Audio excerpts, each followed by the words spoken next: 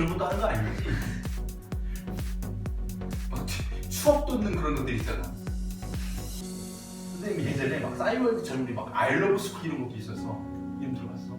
아이러브 스쿨? 그 세대야? 30대 아니야? 아이러브 스쿨 할다니 옛날 건데. 싸이월드는 폐쇄됐잖아 지금. 요즘에는 선생님 얘네들이 컴퓨터로 할 수 있는 모든 기능이 이제 다 스마트폰으로 많이 옮겨와 버려가지고, 그지? 스마트폰 하나 잘 갖고 있으면 굳이 이제는 뭐 PC는 그거 같아. 내가 보기엔 좀 큰 화면, 그지? 자, 우리 이제 본격적으로 내용 들어가 볼 건데, 자, 첫 단락은 간단하게 문법 요소에는 뭐가 있는가만 나온 거야. 문법 요소는 화자가 자신의 의도를 상황에 맞게 표현하도록 도와주는 언어 요소 중에 하나이다. 따라서 의사소통을 정확하고 효과적으로 하기 위해서는 우리말의 문법 요소를 이해하고 적절하게 사용해야 된다. 그래서 우리말의 문법 요소에는 높임 표현, 시간 표현, 피동 표현, 인용 표현 등이 있다. 그래서 이거 말고 우리가 무슨 뭐 부정 표현이든 사동 표현이든 종별 표현도 여러 가지가 있는데, 그럼 나중에 추가 설명을 하기로 하고 먼저 높임 표현부터 보자. 그래서 높임 표현 단반적인 소개를 한 거고,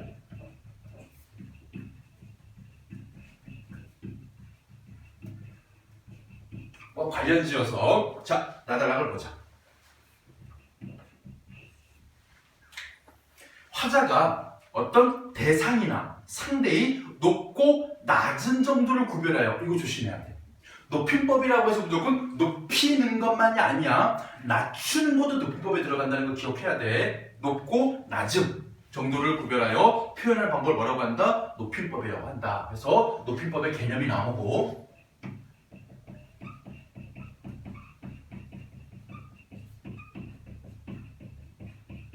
상대나 대상의 높고 낮은 정도를 표현하는 방법을 높임법이라고 한다라고 개념을 정해준 다음에 그 다음에 분류가 나오지. 높임법은 높임의 대상이 누구냐에 따라서 바로 높임의 대상 따라서 세 가지가 있어. 첫 번째, 상대 높임법.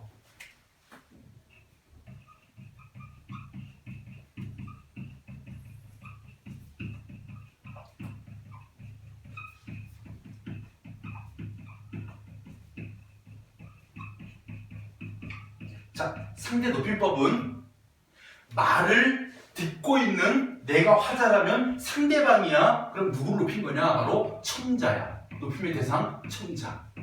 듣는 사람을 높이는 법을 상대 높임법이라고 한다. 그러면 상대 높임법 밑에다가 뭐라고 써야 돼? 청자라고 써줘야 되겠지. 이건 기본적 센스지. 선생님이 중요하게 얘기한 밑에 쓰는 거. 두 번째, 주체 높임법이 있다.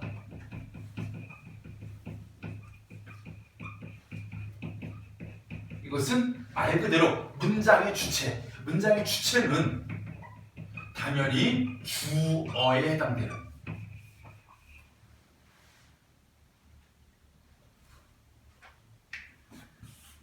대상을 높일 때 주체 높임법.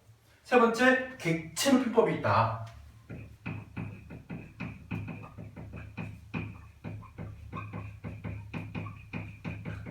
객체 높임법은 말 그대로 문장의 객체이고, 이때 객체라는 말은 그 주어가 행동을 한 대상이야. 보통 부사어나 목적어에 해당되는 그런 대상을 높일 때 우리는 뭐라고 한다? 객체 높임법이라고 한다. 이 세 가지의 기본적인 골자에다가 우리는 뭐 할 거냐면 세부적인 내용을 설명하고 추가적으로 좀 특수한 설명도 몇 가지 할 거야. 알겠지? 그 중에 먼저 우리가 뭐부터? 상대 높임법부터 보자. 다 상대 높임법.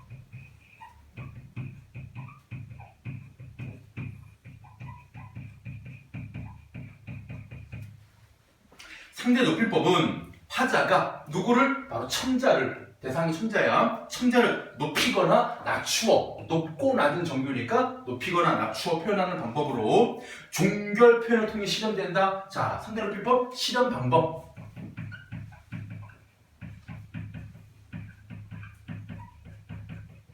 종결 표현.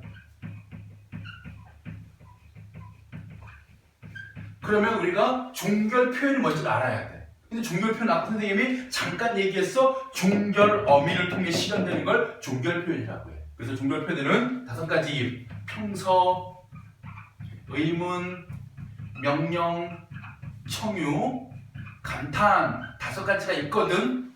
그 중에서 이 상대 높임법에 이름들이 있어. 명칭이 있어. 그 명칭들은 5가지 중에서 뭐냐? 바로 이 명령형 종결 표현으로 명명이 돼. 이름이 지어져. 명령형으로. 이름이 불린다는 뜻이야. 왜 그러냐면 밑에 내려가봐. 잠깐 밑에 표. 그 애 2명 서 있는 밑에 표 보여? 격식체, 비격식체 있는 표? 거기에 보면 구분 어떻게 돼 있어? 하십시오 채, 하오 채, 하게채, 해라채, 해요채, 해채 이렇게 돼 있지. 채채채 하니까 목이 매. 이 채 앞에 붙은 말들이 전부 다 뭐야? 명령형 종결 표현이잖아. 그지? 종결 표현을 통해 실현되는데 그 중에 이름은 뭐로? 명령형 표현으로 이름이 붙여진다. 하십시오, 하오, 하게, 해라 이런 식으로. 다시 위로 올라와. 자, 이런 종결 표현을 통해 실현되는 상대 높임법은 크게 다시 또 뭐로 나뉘어? 격식체와 비격식체로 나뉜다. 상대 높임법 다시 분류한 거야. 어떻게? 격식체와 이 정도 내야 되겠네. 비격식체. 이 비가 아닐 비자거든. 격식체가 아닌 것. 그럼 이것 말고 나머지는 모두 비격식체가 돼. 그럴 때 중요한 건 이거야. 격식을 갖춘다는 말은 바로 공적인 상황이라는 얘기야. 격식을 갖추지 않는다는 것은 사적인 상황이라는 얘기야. 알겠지? 그래서 공적인 상황에 주로 사용되는 걸 격식체라고 해. 그럴 때 중요한 거 뭐냐면 공적인 상황에서 격식체를 쓸 때는 괜찮은데 만약 평소에도 격식체를 계속 쓰거나 하게 되면 어떤 느낌을 주느냐? 제일 중요한 말이야. 심리적 거리감을 준다는 특징.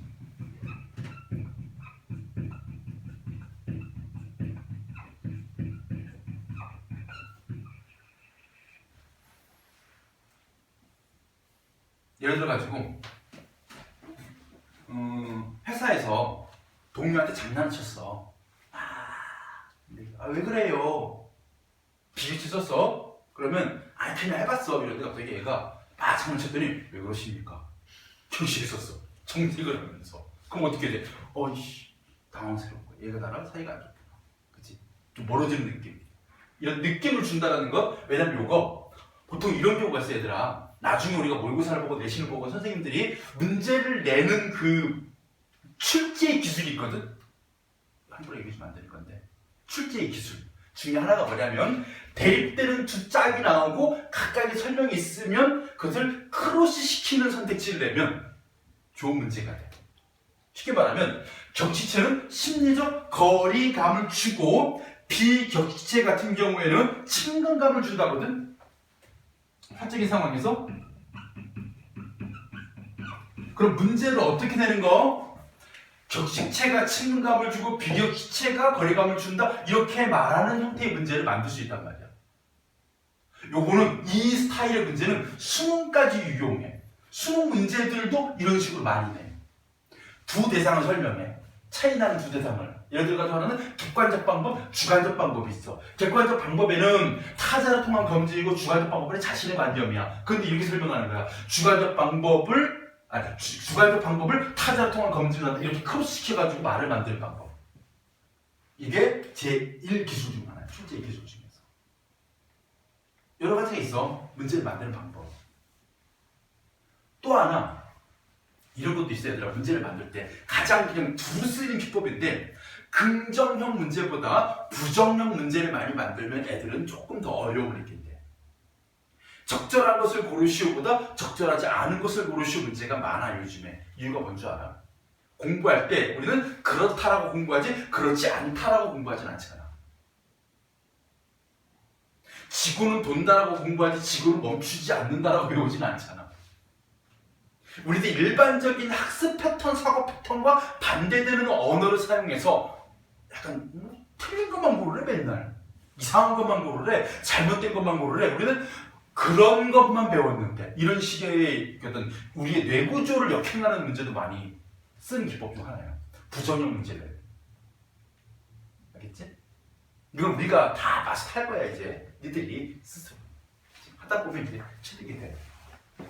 자, 그래서 격시체는 어떤 느낌을 준다? 심리적 거리감을 준다. 비격시체는 친근감을 준다. 어떤 상황? 공적인 상황, 사적인 상황. 대표적인 격시체가 쓰인 상황이 어딘 줄 알아? 군대. 군대는 공적이기보다는 계급 사회거든. 그래서 뭐 해야 돼? 후임병은 자기 상급자한테 무엇입니다? 아닙니까? 라고 격식체만 써야 돼. 병장님이가 해주세요. 쳐맞아. 어디서 군대에서 이렇게 요를 쓰고 그래? 이러면서 내가 네 아저씨야? 이러면서. 군대 용어 잘 모르면 그냥 그 네이버 웹툰에 보면 그게 있어. 그 취사병 얘기 나오는 거. 제이로빈 얘기 만화 있거든. 되게 매주 보는 건데 이름 까먹었다. 취사병 뭐 있거든. 거기 보면 이게 진짜 군대 장교 출신이 그린 웹툰이거든. 거기 보면 군대 용어가 아주 리얼하게. 관심은 없겠지만 이게 외운가 것도 아니야. 자, 그래서 자 보자. 토론 대회에서 뭐야? 공적 상황이야. 이영준 학생 말씀해 주십시오라고 격시를 썼어. 근데 동아리방에서 영준 선배 책 좀 빌려주세요 라고 비격시를 썼어. 어떤 느낌을 준다? 거리감을 준다? 친근감을 준다. 자, 그럴 때 다시 이 격시체와 비격시체를 뭐 해볼 거야? 구분해서 볼 거야. 격시체는 자 크게 네 등위로 나눠져. 그럴 때 선생님이 일단은 높임, 낮춤 으로 구분 지은 다음에 높임도 아주 높임, 그리고 예사 높임, 낮춤도 예사 낮춤, 아주 낮춤. 이때 예사는 보통 정도 수준이고 아주는 매우의 수준이야. 그랬을 때 가장 높아지는 것이고 가장 낮아지는 것. 이 등위를 먼저 안 다음에 수준을 먼저 안 다음에 거기다가 내용을 집어넣는 게 좋아. 그래서 아주 높이면은 뭐가 있다? 하십시오체가 있다.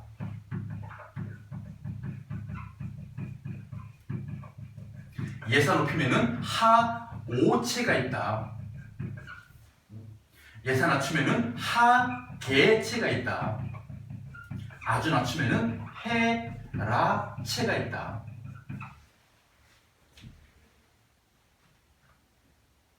자, 그래서 이 네 가지를 가지고 표를 보면요.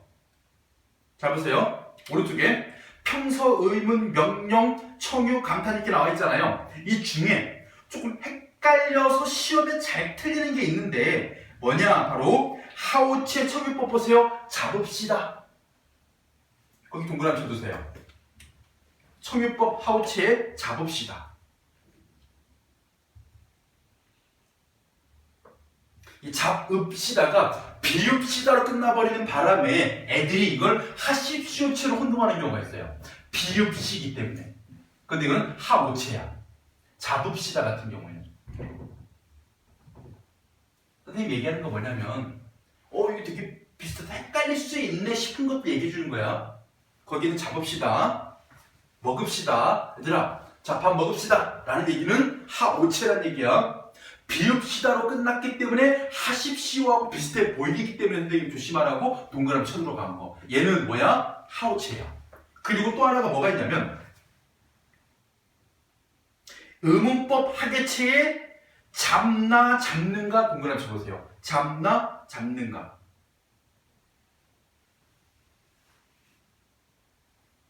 얘를요 해라체로 오해하는 애가 있습니다.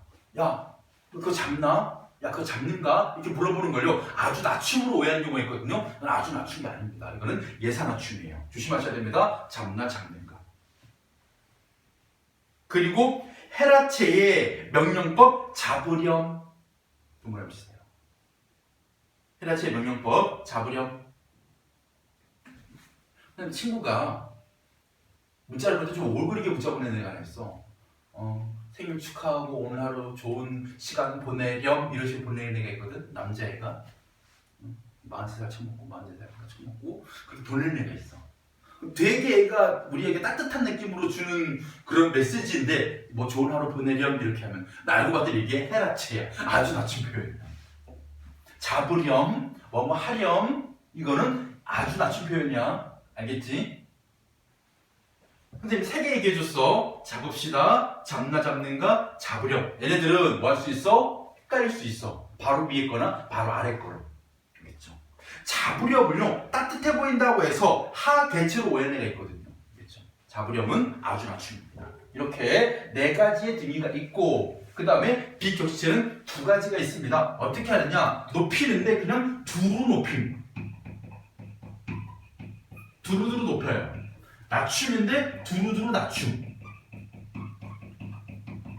그래서 2개밖에 없습니다. 높이거나 낮추거나. 그래서 뭐가 있습니까? 해, 요체와 해체가 있는데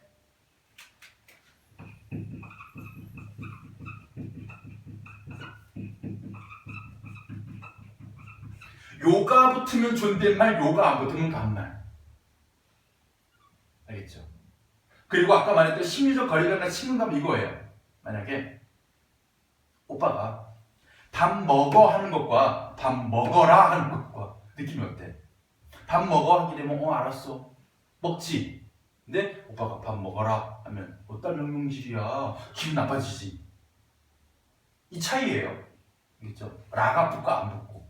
그래서 해체, 해라체도 구분하셔야 됩니다. 근데 중요한 건 뭐냐면 이런 표현들이 자 정말 중요한 말 할게. 실제 대화 상황에서 잘 봐. 격식체와 비격식체를 혼용하는 것 가능해. 쉽게 말하면 자 여러분 들어오세요. 수업 시작합니다. 들어오세요. 수업 시작합니다. 이런 식으로 뭐 한 거야 지금? 격식체 비식체 섞었었지. 그건 돼. 근데 이런 건 안 돼. 같은 격식체 내에서 만약에 아주 높임과 예사 높임을 이런 등위가 다른 같은 격식체 비식체 내에서 혼용하는 것은 안 된다고 여러분이 기억하시면 돼요. 무슨 말 아시겠어요? 이거 드십시오 섞으면 안 돼요. 그냥 요 높임이랑 요 높임을 섞어서도 됩니다. 요거랑 얘를 섞어서도 돼요. 얘랑 요거 섞어서도 됩니다. 근데 같은 것끼리 대해서 얘랑 얘를 섞어 쓰거나 얘랑 얘를 섞어 쓰면 안 된다는 얘기예요. 이해 안 돼? 빨리 얘기해. 이해 안 됐으면. 얘네가 지금 나뉘잖아 이렇게. 얘랑 얘를 쓰는 건데 근데 요 내부에서 섞어 쓰거나 요 내부에서 섞어 쓰면 안 된다는 거. 그치? 오른쪽에 도움 봐봐 도움. 격식체와 비격식체의 사용 찾았어요? 도움 첫 번째 사이렌 울리고 저를 반짝반짝 니네 도와준다고. 한 청자에 대해서 격식체와 비격식체는 섞어서 사용할 수 있다. 예컨대 하십시오체와 해요체 또는 하오체와 해요체를 섞어 쓰는 식은 돼요. 근데 한 청자에 대해서 격식체끼리 비격식체끼리 섞어 쓰는 것, 즉 다른 등급을 함께 사용하는 것은 드물다라는 얘기는 뭐예요? 쓰지 말라는 얘기입니다. 그러니까 안 좋으니까 안 쓴 거야 사람들이. 이해되셨어요? 그 얘기하고 있는 겁니다. 그리고 해체와 해요체에서 이 요가 뭐냐? 요는요 해에다가 요가 붙어서 높임의 표현이 되는 겁니다. 그럼 이제 요를 우리가 이렇게 부르면 됩니다. 높임 보조사. 근데 요는요 높임의 기능을 나타내는 보조사예요. 요가 뭐야? 높임 보조사입니다 라고 얘기하면 되죠.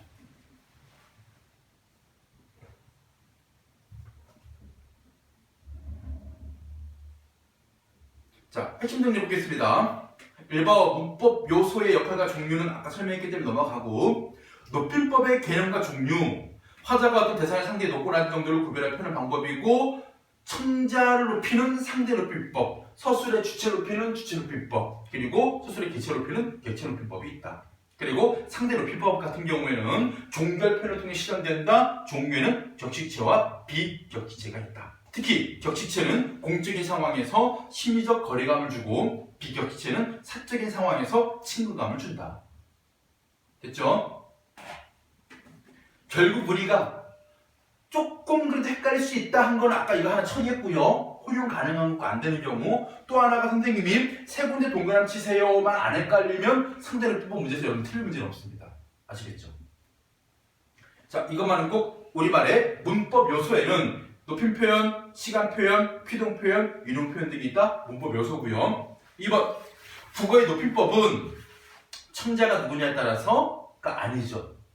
청자가 누구냐라는 것은 상대 높임만 상대는 거고, 다 설명하려면 뭐가 해야 돼? 높임의 대상이 누구냐입니다. 청자가 아니라 높임의 대상이 누구냐에 따라 그걸 바꿔야 되겠지? 상대 높임법, 주체 높임법, 객체 높임법으로 나뉜다 하기 때문에 X. 3번 상대 높임법은 종결 표현을 통해 실현되죠. 나와있죠? 종결 표현을 통해서 실현된다. 심리적 거리를 두는 느낌을 주는 건 격식체, 친근감을 주는 건 비격식체. 그래서 격식체, 비격식체 순서대로 동그라미 치면 되고. 5번 상대 높임법 중에서 격식체에서 상대를 높이는 건 두 개가 있었죠. 하십시오 체와 하오체가 있다.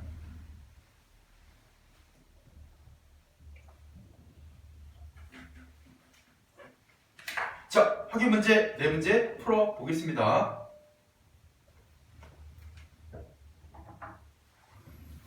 그러니까 이런 문제 풀 때 있잖아요. 가급적이면 훈련을 제대로 하려면 내가 제대로 이해했나 말았나 하기 때문에 외적으로 가지 말고 시각 보지 말고 문제만 보고 한번 풀어보세요. 알겠죠? 이거 헷갈리네 왼쪽 가보자 이러면 공부가 안 돼 얘들아. 네가 지금 수업 내용을 잘 이해했는지 안 했는지 모르는 거야 지금. 왼쪽으로 봐버리면 문제만 보고 풀어봐. 그래야 내가 이거 못 풀겠네? 그럼 너가 그 부분을 이해 잘 못한 거야. 거기를 공부를 더 해야 된다는 얘기.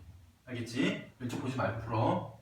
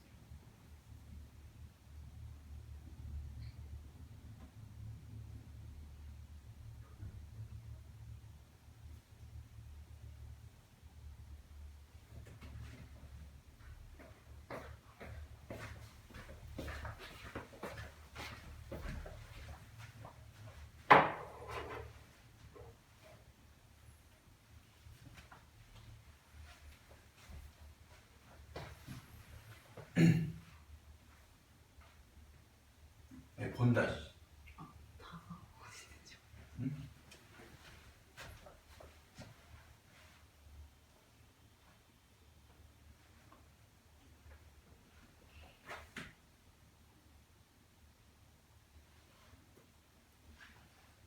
잘 가와나 토론대회에서 동아리방에서.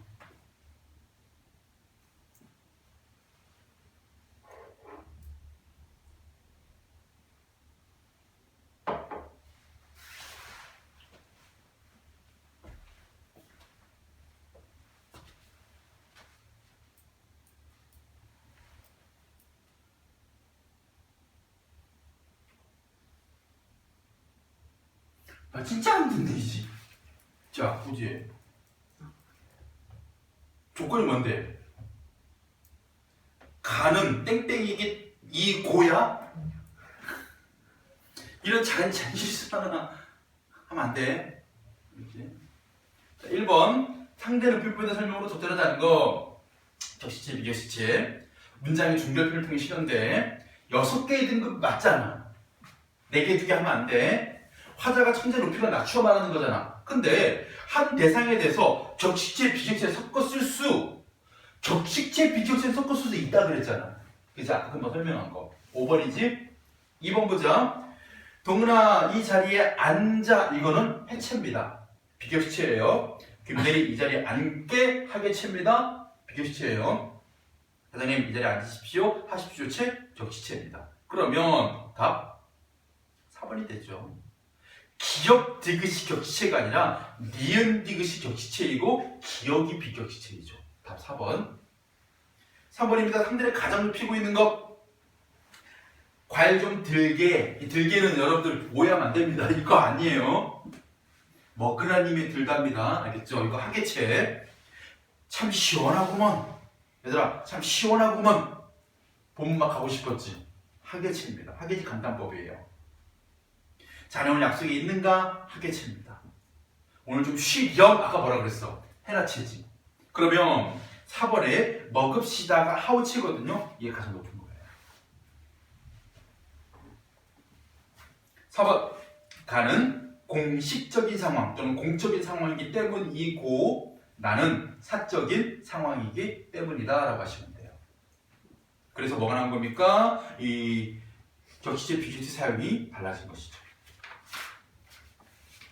자, 그 다음에 라.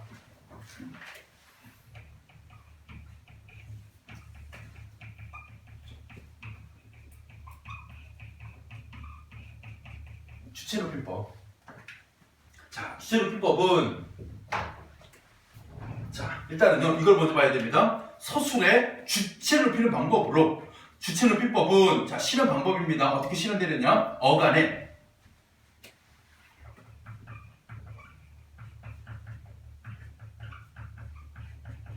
첫 번째, 어간에 뭐를 붙이느냐? 높임의 선어말어미가 있어요. 이게 바로 시. 그래서 선어말을 어떻게 해야 돼? 양쪽에 줄을 다 그어줘야 돼. 이만큼 강조했던 거지.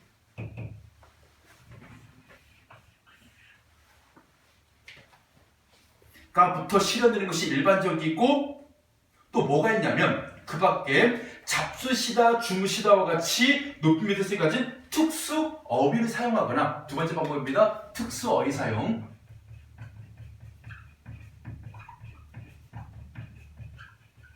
그리고 세 번째 방법이 주격주사를 일반적으로는 이 가가 사용되는데 뭐로 바꾼다? 깨서로 바꾸는 거예요. 깨서. 그러니까 아버지가가 아니라 아버지께서. 그 중에 요거는 다 아실 테니까 특수 어휘에 대한 얘기를 좀 해드릴게요. 특수 어휘. 자, 우리 주체높임의 특수 어휘에는요, 특수 체언과 특수 용언으로 나눠서 특수 체언은 이런 거야. 명사 같은 걸 높임의 명사로 바꾸는 거야. 예를 들어가지고 선생님의 집을 대구로 바꾸거나 선생님 집이 어디세요가 아니라 선생님 댁이 어디세요 이렇게 겠지. 바꾸거나 또는 뭐가 있느냐 우리 뭐 밥을 진지 이런 걸 바꾸는 거. 용어는요 동사를 바꾸는 겁니다. 자다를 주무시다로 바꾸거나 먹다를 잡수시다로 바꾸거나 있다를 계시다로 바꾸는 거. 이런 거 특수 용언이라고 해요. 그래서 이렇게 특수 체언이나 특수 용언 같은 특수 어휘를 사용해서도 주체를 풀 수 있는 것이죠. 그러니까 선생님이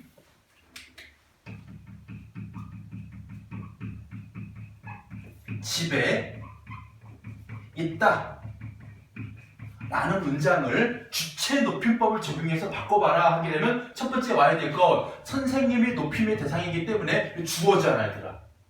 그치? 그래서 선생님 이를 뭐로 바꾸고 깨 서로 바꾸고 두 번째 집 특수체를 바꿀 수 있잖아요. 댁으로 댁에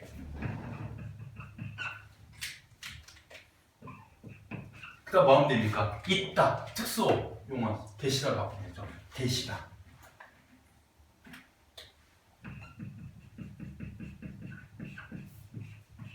이런 식으로. 알겠죠? 이 주체적법이에요. 물론 우리가 일반적으로 많이 쓰는 건 뭐지만 의시가 보는 경우지만 가다를 가시다, 오다를 오시다 이렇게 바꾸는 거. 자, 그랬을 때 우리 이 세 가지 방법을 얘기했고요. 그 다음 밑에 내려와 볼게요. 할아버지께서 책을 읽으신다가 있고 할아버지께서 떡을 잡수신다 이렇게 되어 있습니다. 그럴 때 이거 넘어가기 전에 여러분들이 기억해야 될 중요한 요소가 하나 있어요. 뭐냐? 바로 별표 치고 쓰자. 빨간색으로 할게. 뒤에 쓸 거지? 너는 어디 쓸 생각이야? 자습서에 쓸 거야? 아니면 노트에 쓸 거야? 자습서에 썼다가 나중에 노트에 한번 정리해. 앞존법.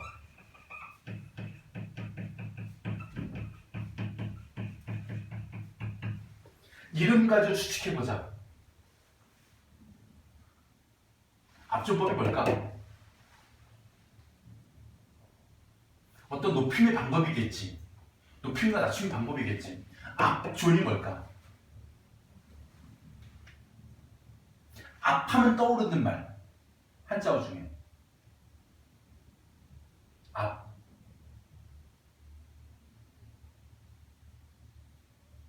나 쳐다보면서 깜빡깜빡거리지 마. 나는 답을 얘기해줄 생각이 없어. 지금 니네가 뭔가 하나가 튀어나오면 맞아.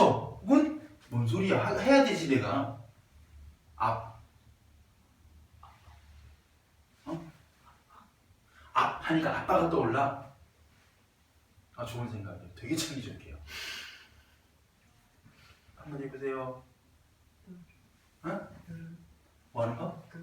누르는 거? 누르는 힘을 뭐라고 해요? 누르는 힘을 압력이라고 하잖아. 그치? 그럼 조는 뭔데? 조인데. 조인데 눌러버려? 가 정답입니다. 앞존법은요, 존대가 일어나지 않도록 누르는 방법. 이게 어떤 상황이냐면, 잘 봐 얘들아. 주체 높임과 금방 본 주체 높임과 상대 높임을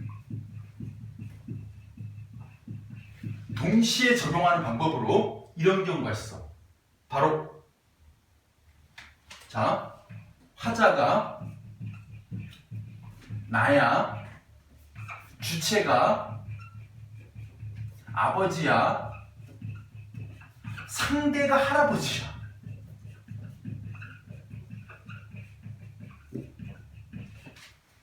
그럴 때 내가 지금 누구를 향해서 말하고 있어? 할아버지 상대로 말하고 있어. 누구에 대해 이야기하고 있어? 아버지에 대해 얘기하고 있어. 원래 만약에 상대가 친구나 형이나 누나면, 언니 오빠면 뭐 하면 돼? 아버지가 높이면 돼. 주입이 신나면 돼. 근데 상대가 할아버지셔. 그럼 어떻게 해야 돼? 할아버지에 대해서 아버지를 높이면 안 되는 거야. 아버지에 대한 주체 높임을 눌러서 드러나지 않도록 하는 방법을 앞존법이라고 해요.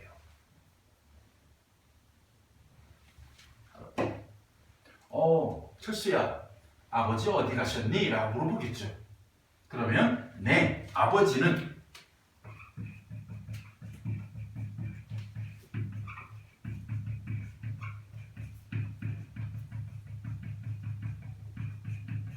회사에 갔습니다 라고 말하는 것이 예의에 맞는 표현이야. 어긋난 표현입니다.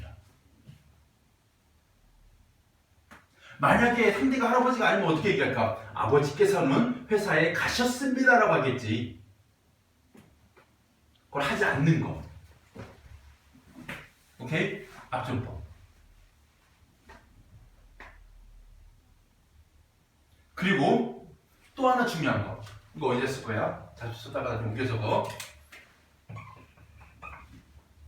바로 주체 높임에서 이게 있어. 직접 높임과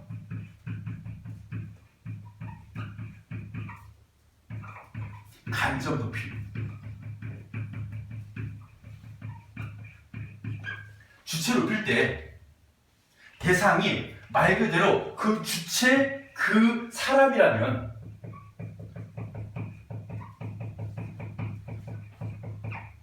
선생님, 할아버지, 아버지 그분이라면 그냥 높이면 돼요. 근데 이런 경우가 있어. 높임의 대상이 그분이 아니라 뭘 경우냐면 그분의 소유물, 여러 가지 심리, 상황, 일 경우에는 간접 높임이 적용됩니다. 그래서 어떻게 되느냐? 잘 보세요.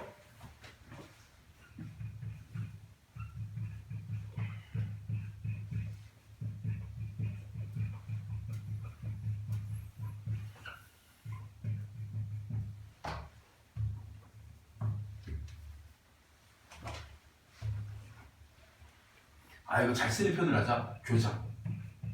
선생님 말씀이 계시겠습니다.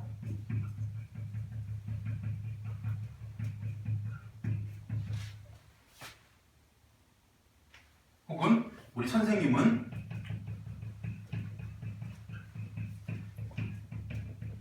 자녀가 두 분이 계시다. 이런 식으로 쓰는 경우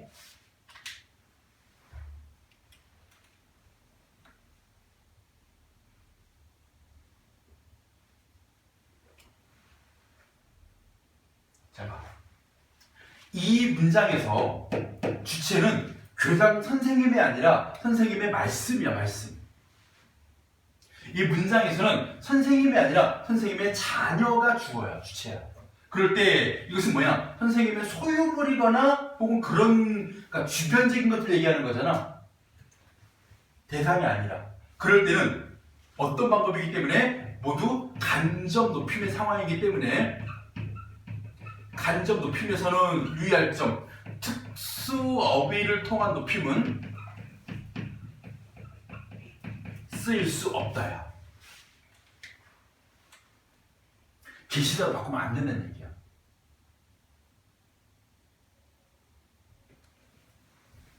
그래서 이것을 올바르게 고쳐보자. 어떻게 고쳐야 돼? 교장 선생님의 말씀이 있으시겠습니다.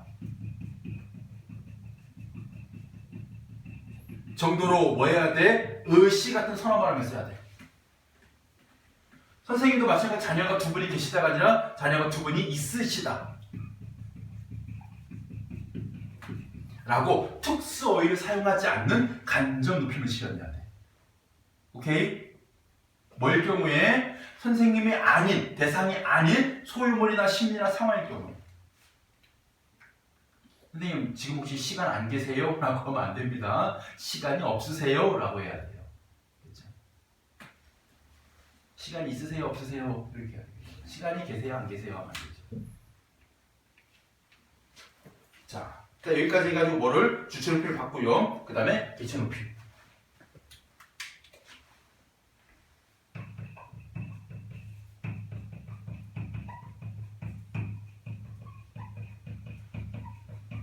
자, 개체 높이법은 실험 한번 보면 됩니다. 바로 설명이 아니지. 그 높임의 대상이 아까 얘기했죠. 객체인 부사어나 목적어입니다. 그래서 부사어나 목적어와 관련돼 가지고 첫 번째 바로 이게 나옵니다. 실험 방법이 특수어휘 모두 용언에 해당되는 특수어휘 4가지가 있어요. 요걸 사용하고 또 하나가 부사적 조사를 즉 높임의 대상이 부사어일 경우에 부사적 조사를 에게를 깨로 바꾸는 것. 이 2가지 방법밖에 없습니다. 그래서 특수어휘 4개 너무 쉬워. 요것만 딱 기억하면 돼. 어떤 경우냐? 첫 번째 주다, 묻다, 데리다, 만나다. 4가지의 용어를 특수어휘로 바꿔주면 돼. 주다를 들이다, 묻다를 여쭈다, 여쭙다,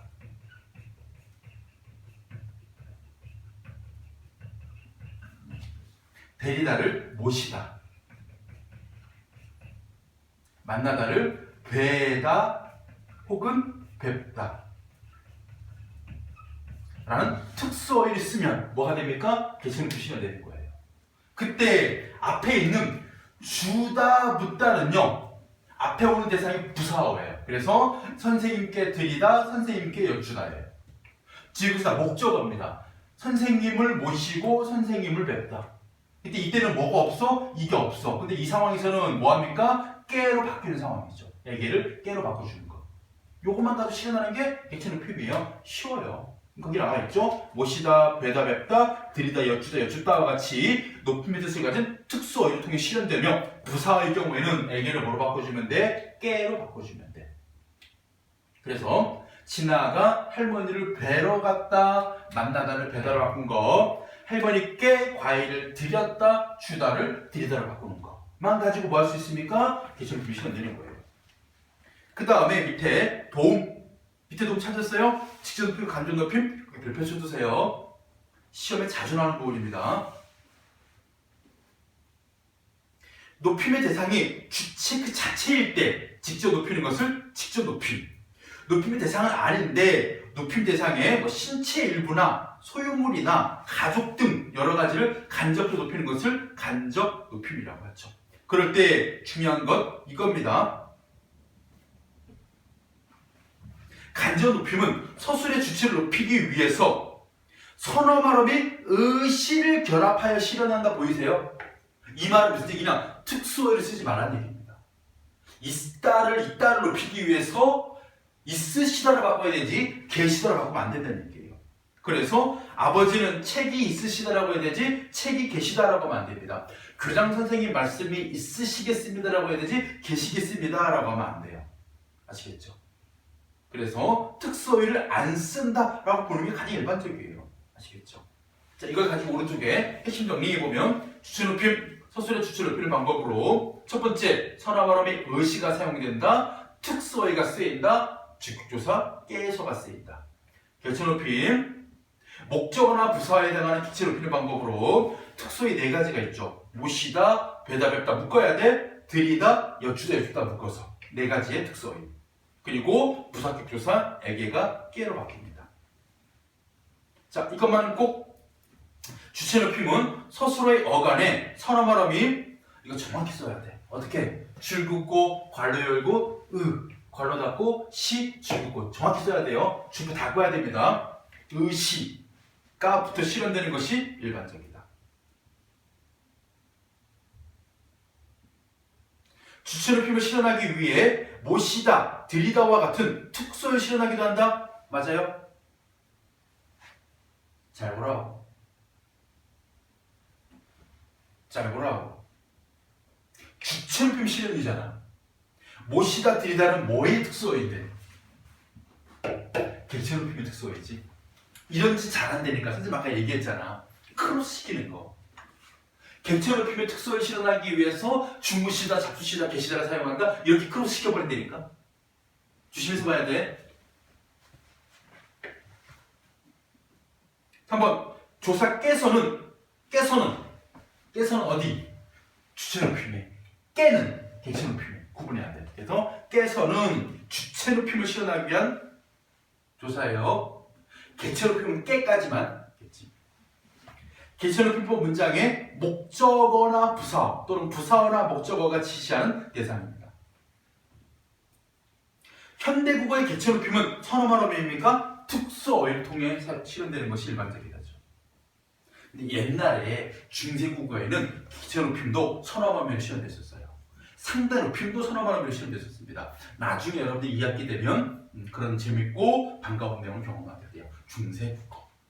태종장님께서 훈민정음 참가할 당시 우리의 국어의 모습. 그때 나와요. 중세에는 모든 높임이 다 선어밀 통해 실현됐다는 것. 오늘 문화와 다른 점. 2학기까지 배야 지금 겁먹지 않아도 돼. 확인 문제 풀어보겠습니다.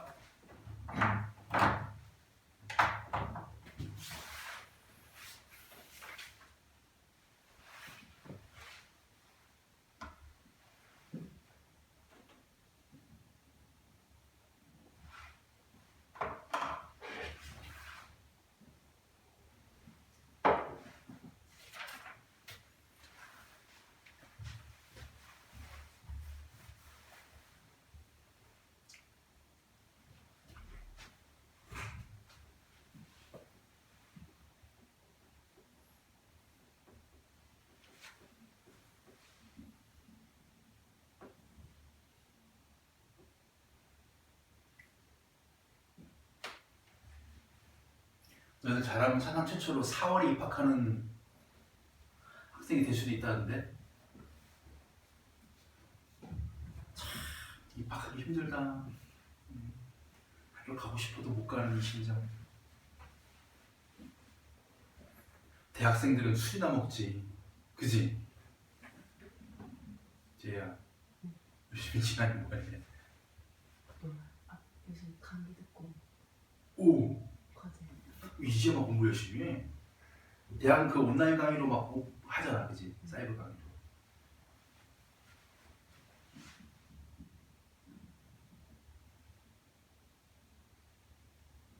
어디였지 그 학교가? 숨쉴 수실대.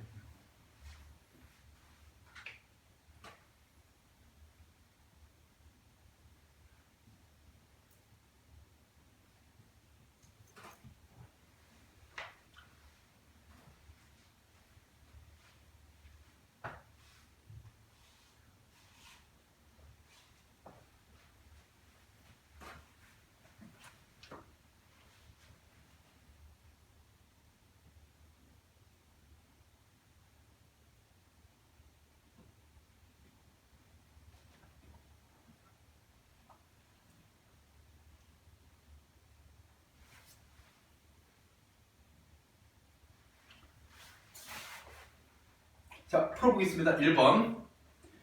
밑주신 부분 중에서 기억에 해당하는 사례. 기억이 높임의 뜻을 가진 특수어의. 근데 지금 이게 주체 높임이거든?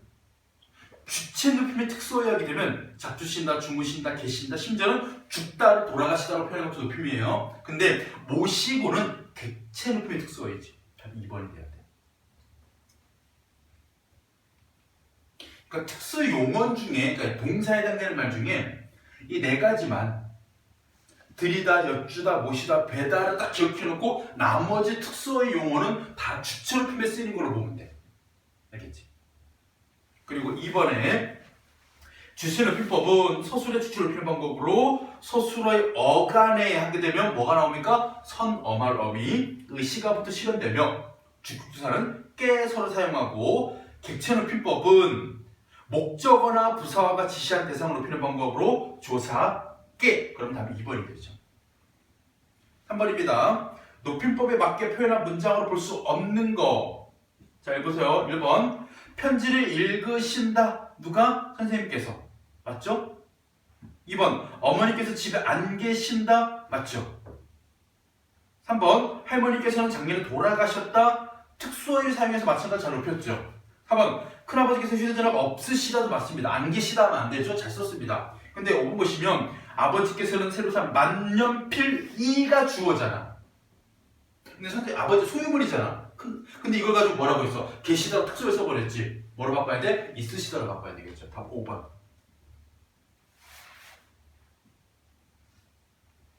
자, 그 다음에 높임법밖에 고쳐보겠습니다.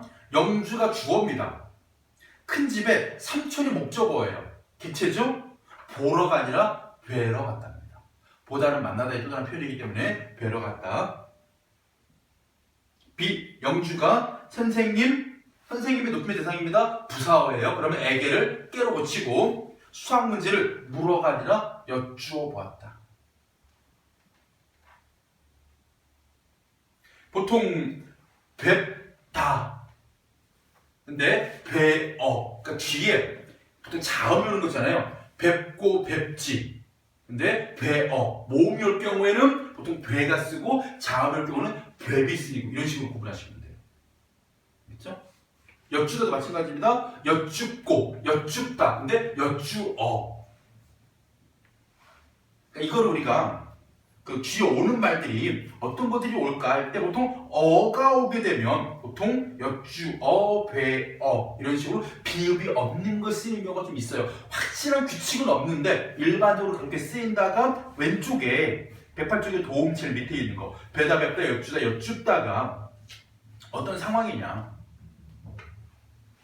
보통 뵙, 여쭈은 뒤에 자음으로 시작하는 어미가 올 경우 뵙고, 뵙지, 여쭙고, 여쭙지. 근데 뵈어, 여쭈어처럼 어가 오는 경우에는 보통 뭐한다? 여쭈어가 오죠. 자, 그리고 여기까지 하고 다음 시간에 나머지 잘못된 높임 표현 이거 문제 많이 나오니까 이거 설명하고 그 다음에 시간 표현 그 뒤에 있는 이 피동 표현 이런 식으로 넘어가도록 할게요. 자, 오늘까지 하고 일단 오늘 당장까지는 숙제가 없습니다. 다음 시간 되면 숙제를 슬슬 또 나가기 시작할 거예요. 앞에 것다 갖고 있어야 돼. 최측정까지